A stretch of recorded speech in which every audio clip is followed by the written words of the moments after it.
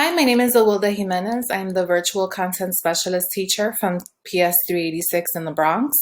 I've created this teacher-facing video in partnership with Maria Friedland from the Division of Multilingual Learners.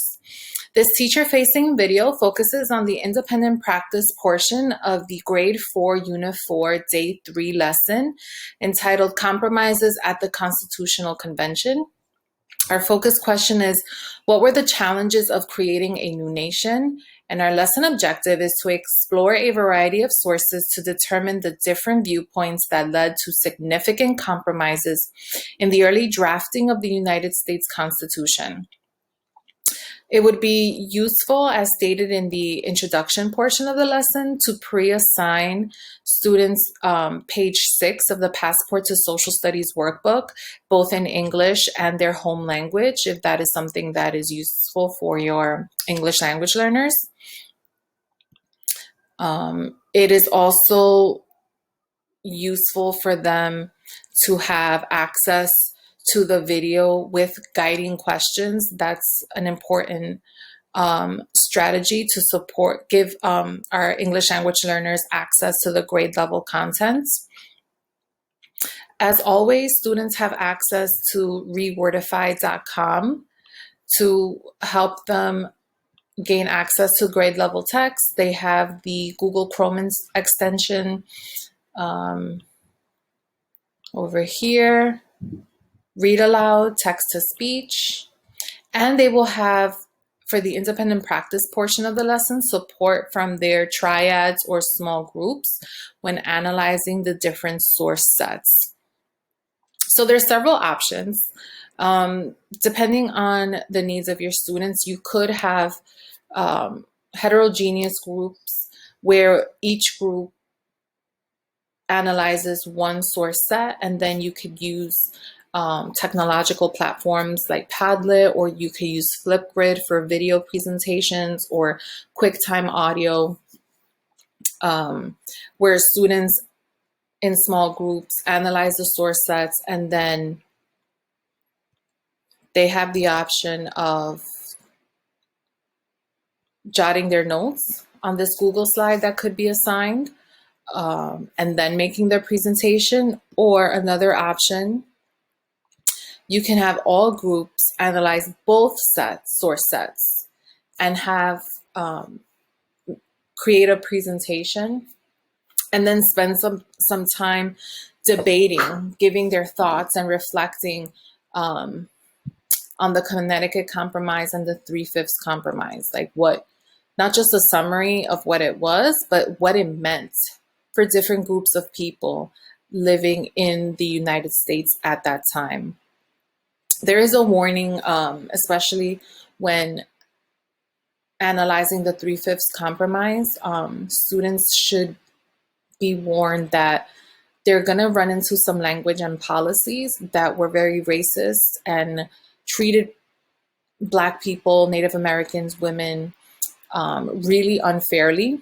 And that might bring up some feelings. So just be mindful of that, and give students the space to express their feelings and let them know that this was a part of history, and it's important for us to study it and analyze it to understand where we are today, and, just work to make things better. So when students are in groups, there are guiding questions. There's different stopping points in the videos that will support their understanding of the content.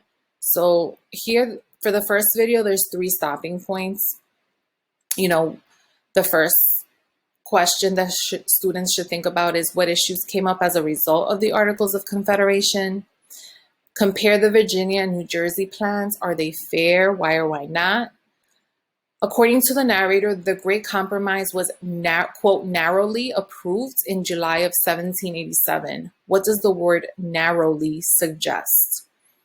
Right? So here, students should infer, based on everything that the patterns that they're learning across history, that there's going to be issues that come up, right? Because narrowly means that not everyone voted and approved it. So what is that going to mean in the future? Then here, when it comes to the census, it would be nice to just let groups sit with this for a few minutes, and have them, they could focus on the column one, but just overall, just think about what do they notice, what do they wonder, right? They notice that who are the categories, how, they can make comparisons amongst the numbers. They can focus on, they can question what all other free persons means. They can make noticings about the number of slaves in each state, and think about patterns. Like, I notice where the states with the larger numbers versus states that have none or really small numbers. What does that mean? Those noticings are going to support their understanding of the policies that came out of the Constitutional Convention. The video is a great explanation, but then here you have just visuals that support their understanding of the two plans proposed. Students should have an understanding that really the legislative aspect was a big debate, and they should be able to answer and discuss why two houses might have been better than one. Okay. And then this was the end result.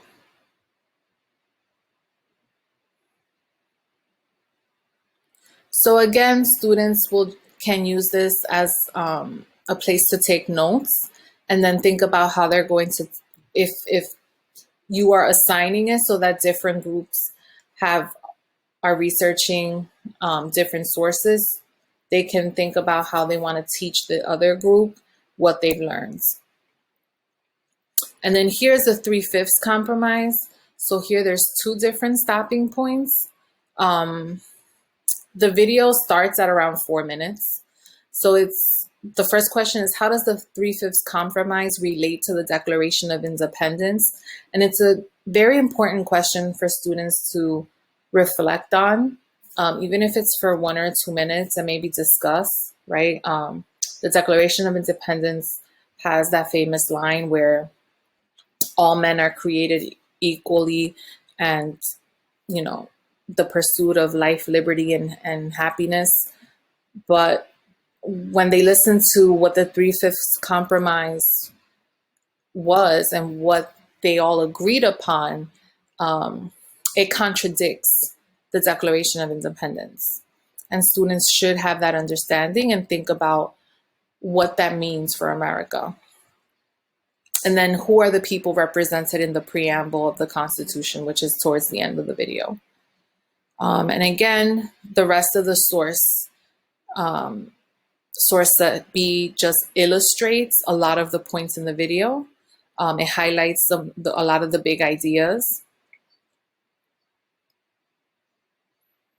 And then here are the questions that students can take notes on, and then create a presentation to teach other groups what they learned about the 3/5ths compromise.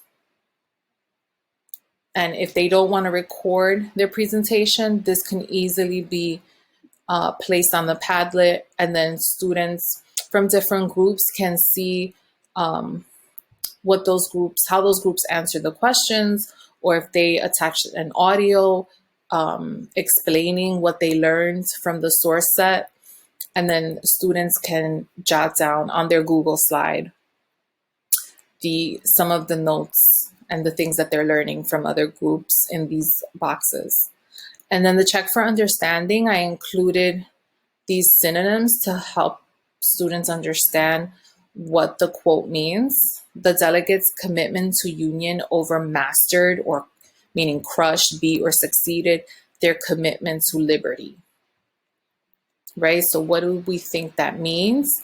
And what effect could it have on a nation to commit more to union than to liberty? So students can make a lot of connections when answering this question to the Three-Fifths Compromise specifically, or any parts from the source text.